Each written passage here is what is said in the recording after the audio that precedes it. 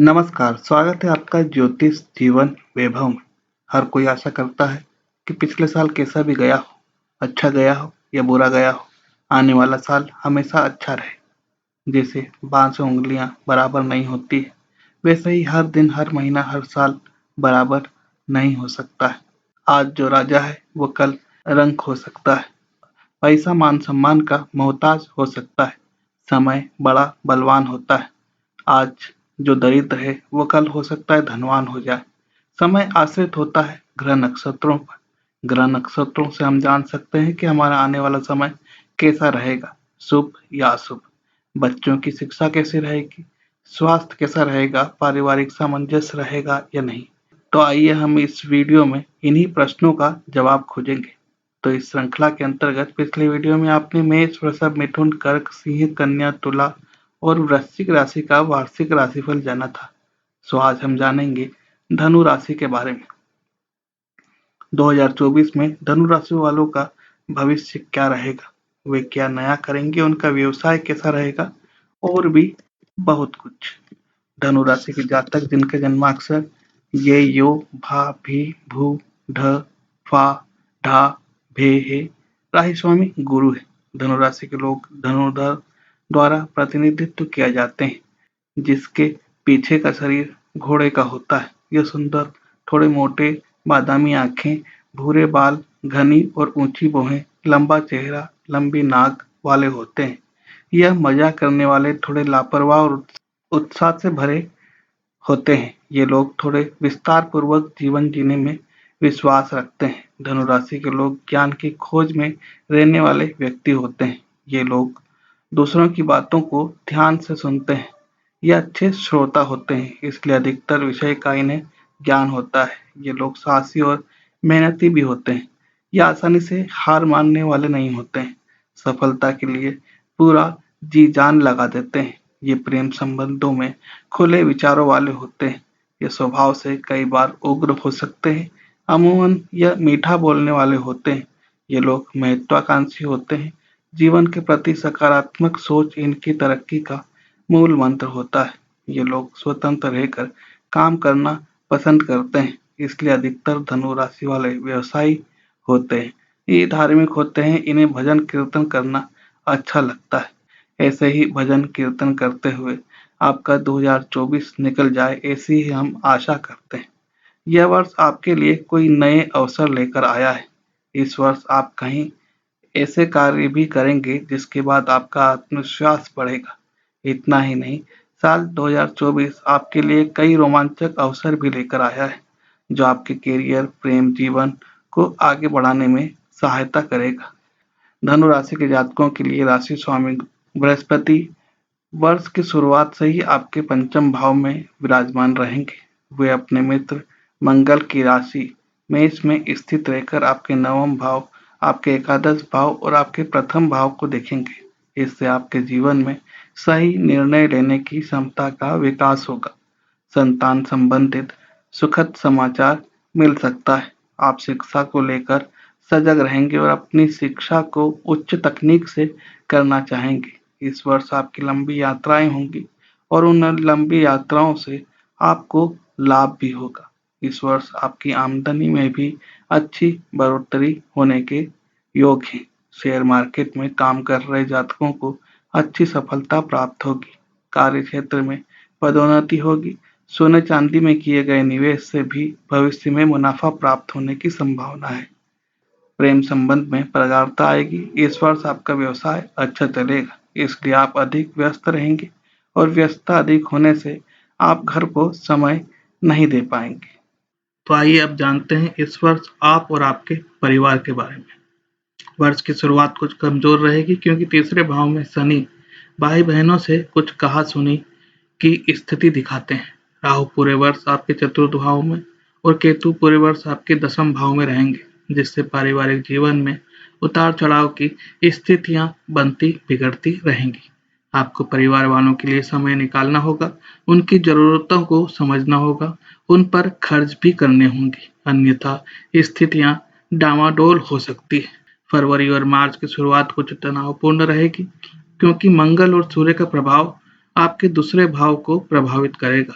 इससे आपकी वाणी में भी कड़वाहट रहेगी और बात-बात पर घर वालों से कहा-सुनी भी हो सकती है। कुछ समय पश्चात परिस्थितियां बदलेंगी, लेकिन एक बार फिर जब 23 अप्रैल से 1 जून के बीच मंगल आपके चतुर्थ भाव में आएंगे, जहां पर पहले से ही राहु रहेंगे, तो यह फिर पारिवारिक जीवन में तनाव बढ़ाने वाला समय होगा। इस दौरान आपकी माताजी का स्वास्थ्य भी परेशान कर सकता है, इसलिए आपको उनके स्वास्थ्य को भी देखना होगा।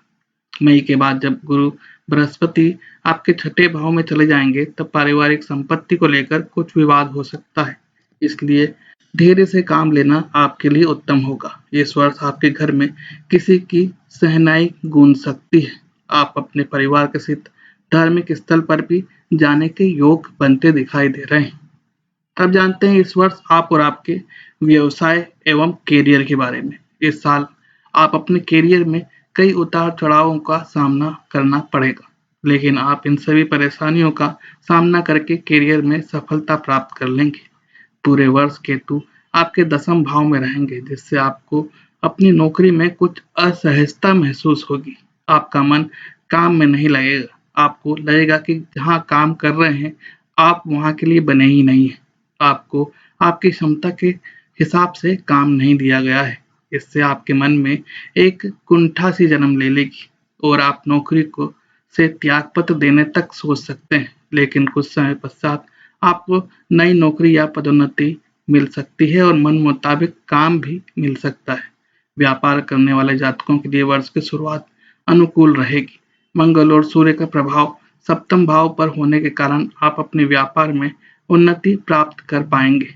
यदि आप कोई व्यापार करना चाहते हैं जो सरकारी क्षेत्र से संबंधित है या सरकार को आपूर्ति करने से संबंधित है, यह वर्ष आपको शुरुआत से ही उत्तम लाभ प्रदान करेगा।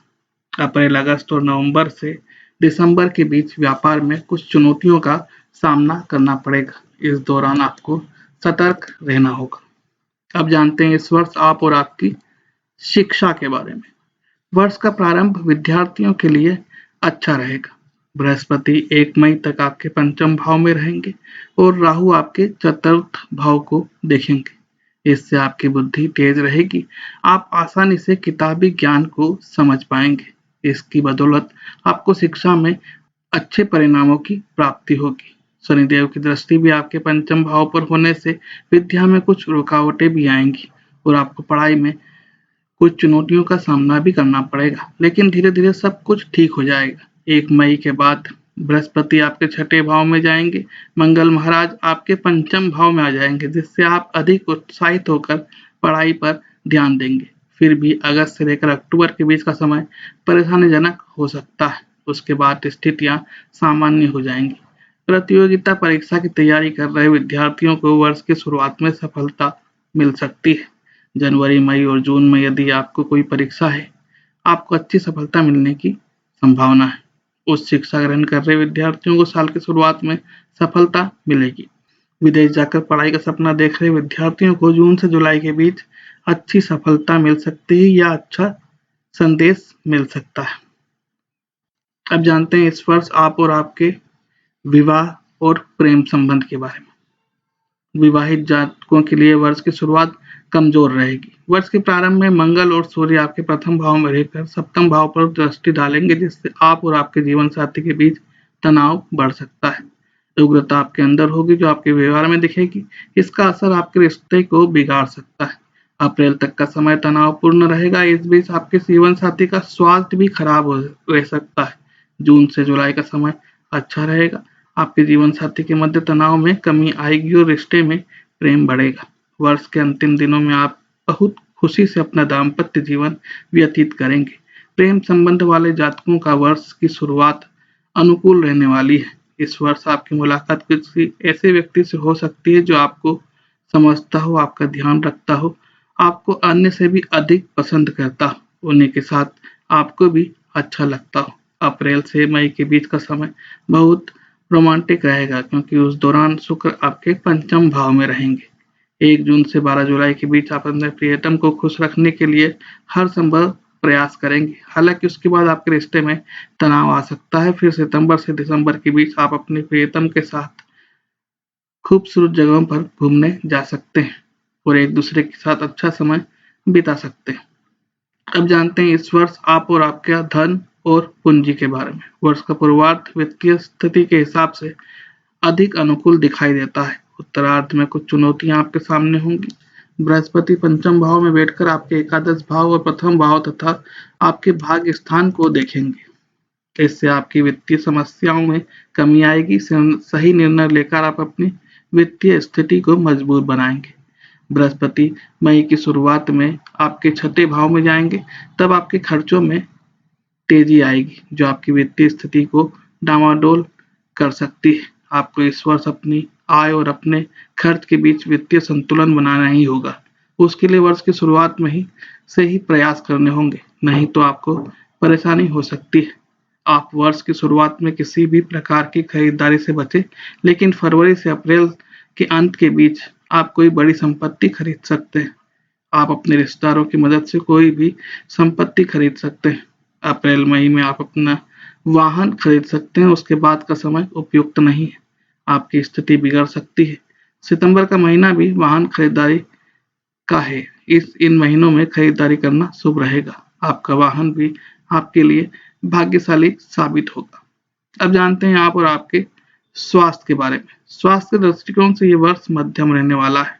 चतुर्थ भाव में राहु और दसम भाव में केतु की उपस्थिति आपको किसी प्रकार के संक्रमण का शिकार बना सकती है, जिसके प्रति आपको सावधानी बरतनी होगी, अन्यथा आप मौसम में बदलाव और मौसमी संक्रमण की चपेट में आ सकते हैं। आपकी राशि में गुरु के छठे भाव में जाने से स्वास्थ्य कमजोर रहने की संभावना बनेगी।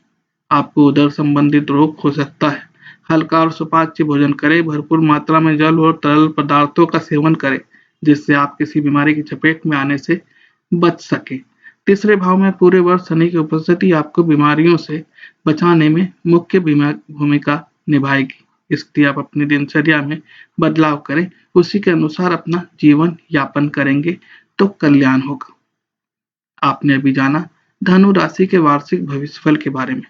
पारिवारिक, व्यवसाय, शिक्षा, प्रेम, दाम्पत्य जीवन, धन, स्वास्थ्य के दृष्टिकोण से आपने भविष्यफल जाना है। अगर यह प्रयास सही लगा हो तो कमेंट कर अवश्य बताएं। कोई प्रश्न है या कोई समस्या है कमेंट करें या फोन नंबर 9424822056 पर व्हाट्सएप या मैसेज करें या मेल करें drhemchandra010452@gmail.com पर। आपकी समस्या का निराकरण अवश्य किया जाएगा। अगर प्रयास सही लगा हो तो सब्सक्राइब अवश्य करें, शेयर करें, जिससे अन्य को भी यह वार्षिक राशिफल मिल सके, वह भी उस अनुरूप अपनी योजना बना सके। जल्द ही मकर राशि की वार्षिक राशिफल के साथ मिलते हैं। तब तक देखते रहिए ज्योतिष जीवन वैभव।